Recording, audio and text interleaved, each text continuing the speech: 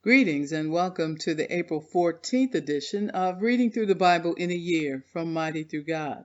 Today I'll be reading Joshua chapter 9, verses 3 through chapter 10, verse 43, Luke chapter 16, verses 19 through chapter 17, verse 10, Psalm 83, verses 1 through 18, and Proverbs 13, verse 4. And today I will be reading from the New International Version. And continuing from yesterday, however, when the people of Gibeon heard what Joshua had done to Jericho and Ai, they resorted to a ruse. They went as a delegation whose donkeys were loaded with worn-out sacks and old wineskins, cracked and mended. They put worn and patched sandals on their feet and wore old clothes. All the bread of their food supply was dry and moldy. Then they went to Joshua in the camp at Gilgal and said to him and the Israelites, "We have come from a distant country. Make a treaty with us."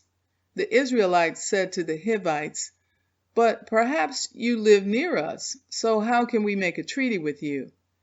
"We are your servants," they said to Joshua. But Joshua asked, "Who are you and where do you come from?" They answered, "Your servants have come from a distant country because of the fame of the Lord your God. For we have heard reports of him, all that he did in Egypt, and all that he did to the two kings of the Amorites east of the Jordan, Sihon king of Heshbon, and Og king of Bashan, who reigned in Ashtaroth. And our elders and all those living in our country said to us, 'Take provisions for your journey. Go and meet them and say to them, "We are your servants. Make a treaty with us." This bread of ours was warm when we packed it at home on the day we left to come to you, but now see how dry and moldy it is. And these wineskins that we filled were new, but see how cracked they are, and our clothes and sandals are worn out by the very long journey." The Israelites sampled their provisions, but did not inquire of the Lord. Then Joshua made a treaty of peace with them to let them live, and the leaders of the assembly ratified it by oath. 3 days after they made the treaty with the Gibeonites, the Israelites heard that they were neighbors, living near them. So the Israelites set out, and on the 3rd day came to their cities, Gibeon, Kephirah, Beeroth, and Kiriath-jearim. But the Israelites did not attack them, because the leaders of the assembly had sworn an oath to them by the Lord, the God of Israel. The whole assembly grumbled against the leaders. But all the leaders answered, "We have given them our oath by the Lord, the God of Israel, and we cannot touch them now. This is what we will do to them. We will let them live, so that God's wrath will not fall on us for breaking the oath we swore to them." They continued, "Let them live, but let them be woodcutters and water carriers in the service of the whole assembly." So the leader's promise to them was kept. Then Joshua summoned the Gibeonites and said, "Why did you deceive us by saying we live a long way from you, while actually you live near us? You are now under a curse. You will never be released from service as woodcutters and water carriers for the house of my God." They answered Joshua, "Your servants were clearly told how the Lord your God had commanded his servant Moses to give you the whole land and to wipe out all its inhabitants from before you. So we feared for our lives because of you, and that is why we did this. We are now in your hands. Do to us whatever seems good and right to you." So Joshua saved them from the Israelites, and they did not kill them. That day he made the Gibeonites woodcutters and water carriers for the assembly, to provide for the needs of the altar of the Lord at the place the Lord would choose, and that is what they are to this day. Chapter 10. Now Adonizedek, king of Jerusalem, heard that Joshua had taken Ai and totally destroyed it, doing to Ai and its king as he had done to Jericho and its king, and that the people of Gibeon had made a treaty of peace with Israel, and had become their allies. He and his people were very much alarmed at this, because Gibeon was an important city, like one of the royal cities. It was larger than Ai, and all its men were good fighters. So Adoni-Zedek, king of Jerusalem, appealed to Hoham, king of Hebron, Piram, king of Jarmuth, Japhiah, king of Lachish, and Debir, king of Eglon. "Come up and help me attack Gibeon," he said, "because it has made peace with Joshua and the Israelites." Then the 5 kings of the Amorites, the kings of Jerusalem, Hebron, Jarmuth, Lachish, and Eglon, joined forces. They moved up with all their troops and took up positions against Gibeon and attacked it. The Gibeonites then sent word to Joshua in the camp at Gilgal, "Do not abandon your servants. Come up to us quickly and save us. Help us, because the Amorite kings from the hill country have joined forces against us." So Joshua marched up from Gilgal with his entire army, including all the best fighting men. The Lord said to Joshua, "Do not be afraid of them. I have given them into your hand. Not one of them will be able to withstand you." After an all-night march from Gilgal, Joshua took them by surprise. The Lord threw them into confusion before Israel, so Joshua and the Israelites defeated them completely at Gibeon. Israel pursued them along the road up to Beth Horon and cut them down all the way to Azekah and Makkedah. As they fled from before Israel on the road down from Beth Horon to Azekah, the Lord hurled large hailstones down on them, and more of them died from the hail than were killed by the swords of the Israelites. On the day the Lord gave the Amorites over to Israel, Joshua said to the Lord in the presence of Israel, "Sun, stand still over Gibeon, and you, moon, over the valley of Ajalon." So the sun stood still, and the moon stopped, till the nation avenged itself on its enemies. As it is written in the book of Jashar, the sun stopped in the middle of the day and delayed going down about a full day. There has never been a day like it before or since, a day when the Lord listened to a human being. Surely the Lord was fighting for Israel. Then Joshua returned with all Israel to the camp at Gilgal. Now the 5 kings had fled and hidden in the cave at Makkedah. When Joshua was told that the 5 kings had been found hiding in the cave at Makkedah, he said, "Roll large rocks up to the mouth of the cave, and post some men there to guard it.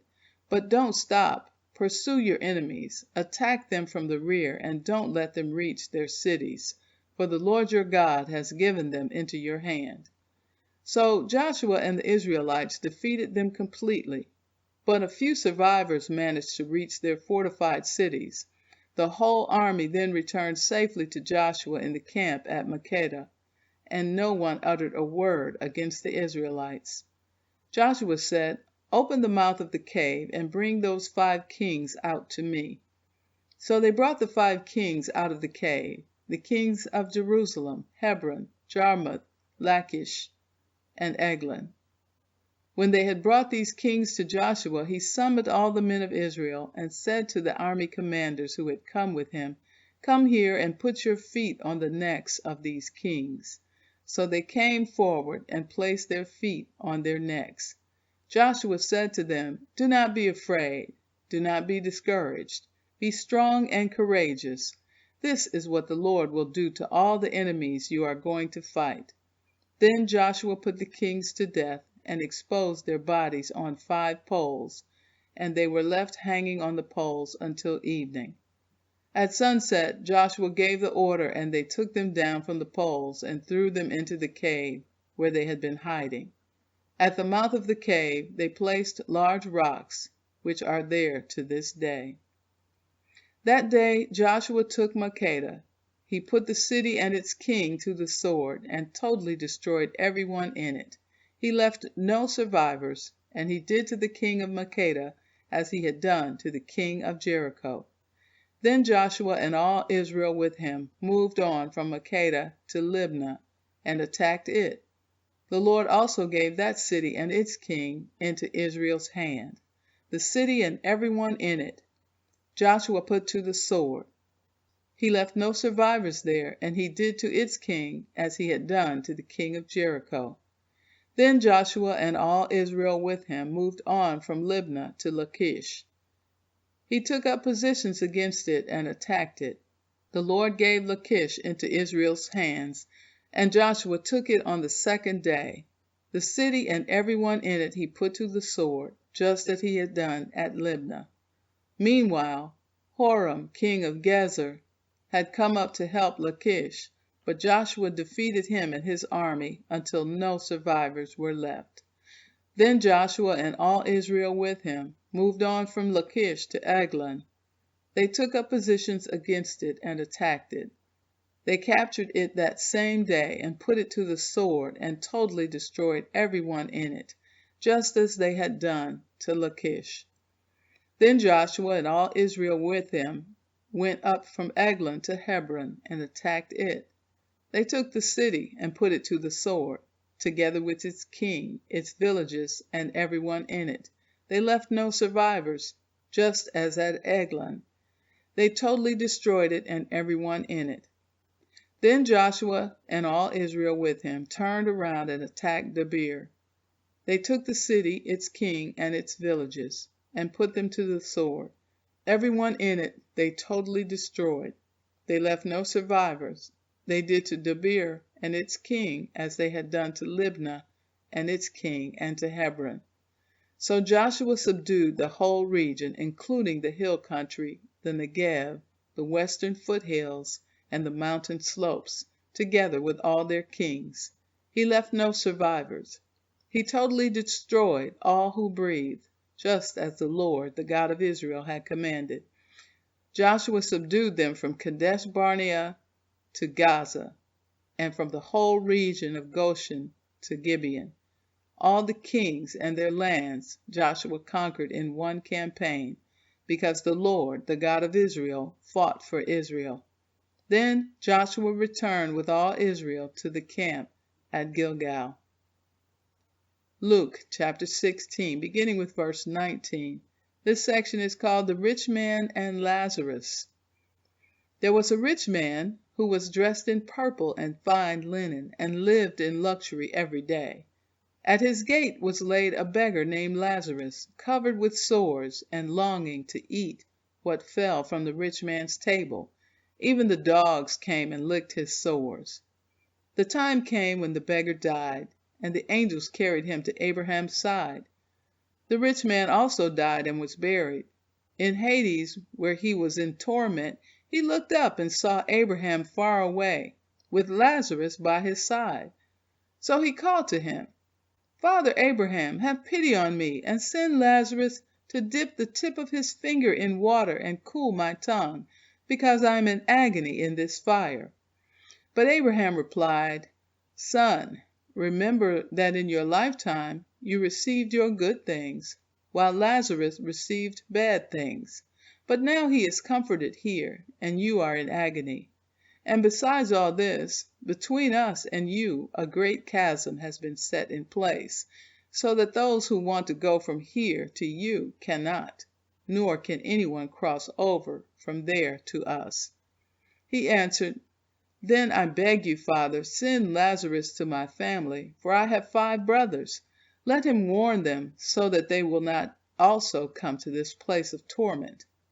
Abraham replied, "They have Moses and the prophets. Let them listen to them." "No, Father Abraham," he said, "but if someone from the dead goes to them, they will repent."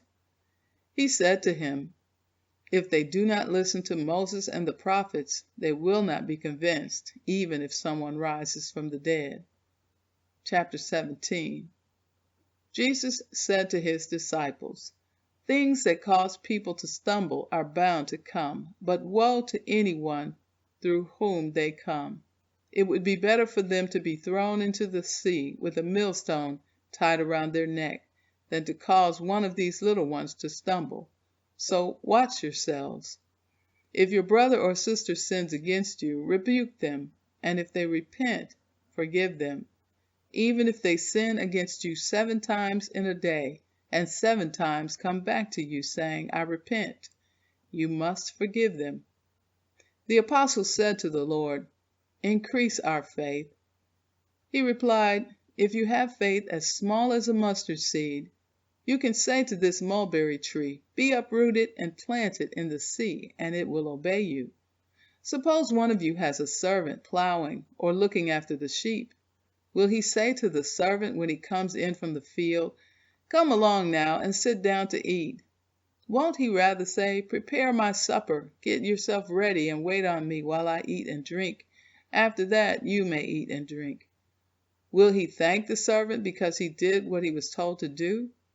So you also, when you have done everything you were told to do, should say, we are unworthy servants. We have only done our duty. Psalm 83, a psalm of Asaph. God, do not remain silent. Do not turn a deaf ear. Do not stand aloof, O God. See how your enemies growl, how your foes rear their heads. With cunning they conspire against your people. They plot against those you cherish. Come, they say, let us destroy them as a nation, so that Israel's name is remembered no more. With one mind they plot together. They form an alliance against you. The tents of Edom and the Ishmaelites of Moab, and the Hagrites, Byblos, Ammon, and Amalek, Philistia with the people of Tyre. Even Assyria has joined them to reinforce Lot's descendants. Do to them as you did to Midian, as you did to Sisera and Jabin at the river Kishon, who perished at Endor and became like dung on the ground. Make their nobles like Oreb and Zeeb, all their princes like Zebah and Zalmunna, who said, let us take possession of the pasture lands of God. Make them like tumbleweed, my God, like chaff before the wind. As fire consumes the forest, or a flame sets the mountains ablaze, so pursue them with your tempest and terrify them with your storm. Cover their faces with shame, Lord, so that they will seek your name. May they ever be ashamed and dismayed. May they perish in disgrace. Let them know that you, whose name is the Lord, that you alone are the Most High over all the earth. Proverbs 13, verse 4. A sluggard's appetite is never filled, but the desires of the diligent are fully satisfied. And so concludes the reading for April 14th. Be blessed, and thanks for listening.